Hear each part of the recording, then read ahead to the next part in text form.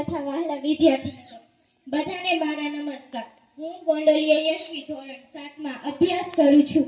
હું આજે તમને આઝાદી પછીનું ભારત વર્ષ વિશે મારા વિચાર રજૂ કરીશ. તો મારી વિનંતી કે તમે મારા વિચારો ધ્યાનપૂર્વક અને શાંતિપૂર્વક સાંભળશો. લગભગ 200 વર્ષના સંઘર્ષ બાદ ભારતને 15મી ઓગસ્ટ 1947ના રોજ આઝાદી મળી.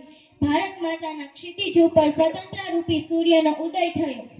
ભારતમાં નવા જીવનનો સંચાર થયો. ઈસવીસન 1950 26મી જાન્યુઆરીના રોજ આપણું સંવિધાન અમલમાં આવ્યું.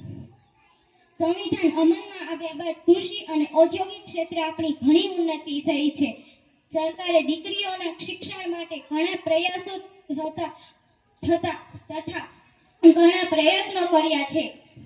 આજના જમાનામાં કોમ્પ્યુટર, મોબાઈલ અને ઇન્ટરનેટના ક્ષેત્રમાં આપણો દેશ તેજીથી આગળ વધી રહ્યો છે. વાસ્તવમાં કહું ને તો આપણા દેશમાં એક નવો જ સૂર્યોદય થયો છે. વાસ્તવમાં હું કહું ને તો આઝાદી બાદ આપણા દેશમાં એક નવો જ સૂર્યોદય થયો છે. અહીંયા હું મારી સ્પીચને પૂર્ણ કરું છું. જય હિન્દ, જય ભારત.